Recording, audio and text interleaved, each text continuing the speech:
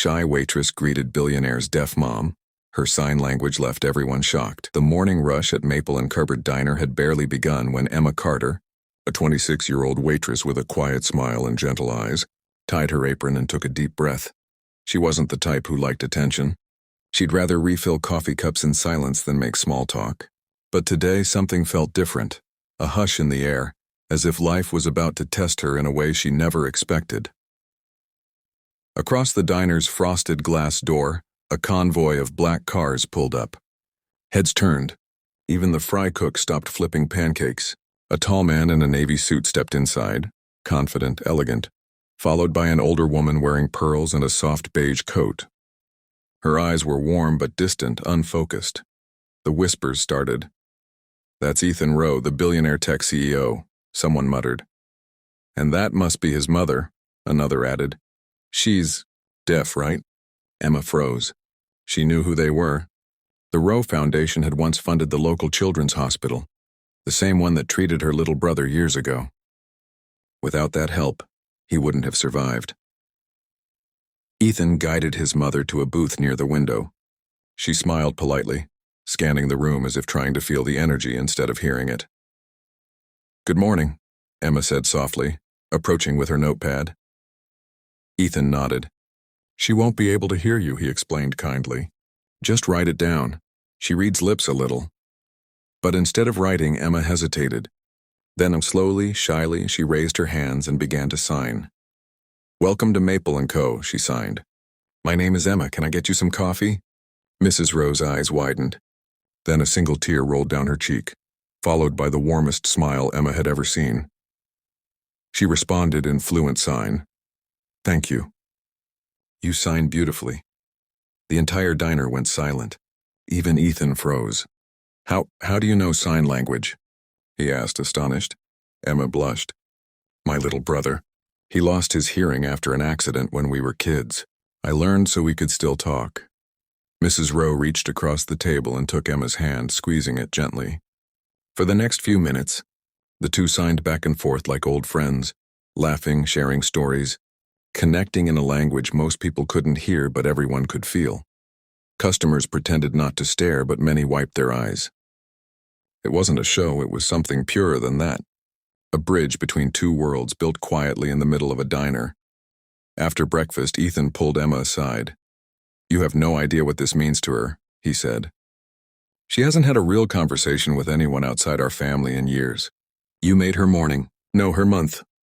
Emma smiled shyly. "She made mine too."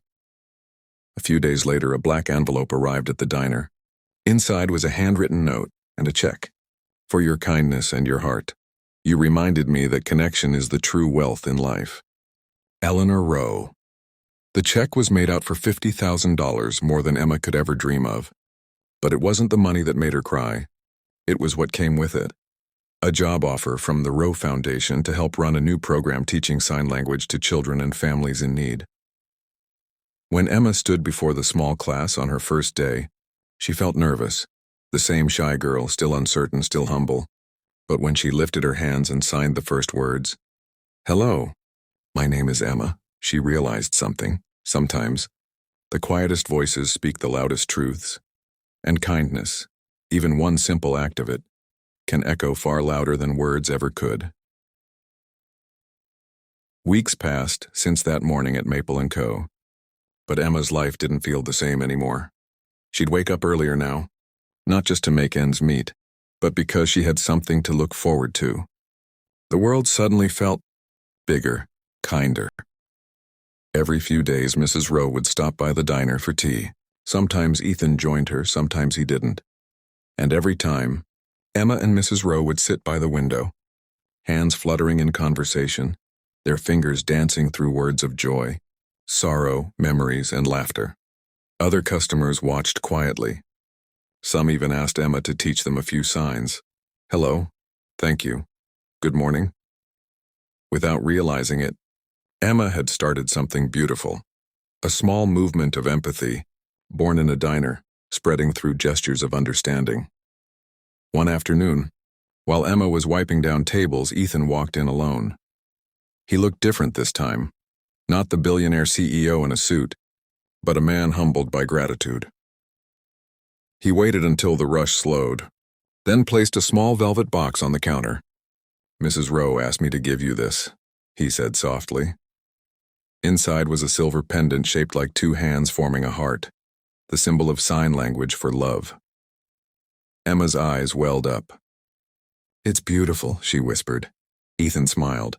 "She said you gave her something she hasn't felt in years. Connection. She wants to make sure the world feels it too." He handed her another envelope. "This one's from me." Emma hesitated, opening it slowly. It wasn't a check this time. It was a letter of invitation.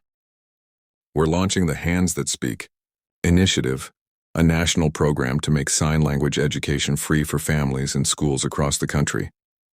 We'd be honored if you would lead the first training center." Her hand trembled. "Ethan, I don't know if I'm qualified for that. He interrupted gently. "You're not just anything, Emma. You're the reason this idea even exists." For the first time, Emma didn't look away. She smiled, shy but certain. "I'll do it," she said. A year later, a large banner hung across the entrance of a new community center in Chicago. Hands That Speak, building bridges through sign language. Dozens of families filled the hall, parents with deaf children, volunteers, teachers, students. And at the front of the room stood Emma, no longer just a waitress but a teacher, an advocate, a voice for the unheard. Mrs. Rowe sat proudly in the front row, signing applause as Emma began. Ethan was beside her, recording the moment with a quiet smile. Emma looked around the room, her heart full. "A few years ago," she began, signing as she spoke, "I thought I had to speak louder to be heard.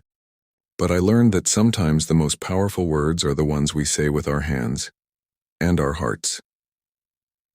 The audience signed back together. "Thank you." Tears filled Emma's eyes. In that moment, she realized how far she'd come, from the shy waitress serving coffee to the woman teaching others to communicate with love. Later that evening, as the sun dipped below the skyline, Emma stood outside the center. Ethan joined her, his coat slung over his arm. "You changed a lot of lives today," he said. She smiled softly. "No, we did. Mrs. Rowe did. Everyone who believes kindness still matters." They did. They watched as a little girl ran past, signing "I love you" to her parents. Emma signed it back, and for a moment everything felt perfectly quiet. Not silent, but peaceful, because some silences aren't empty. They're full of meaning.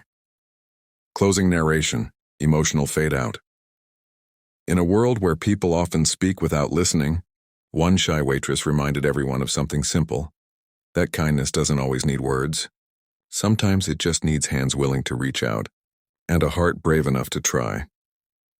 The most beautiful conversations, Emma would later say, are the ones the world can't hear but the soul never forgets.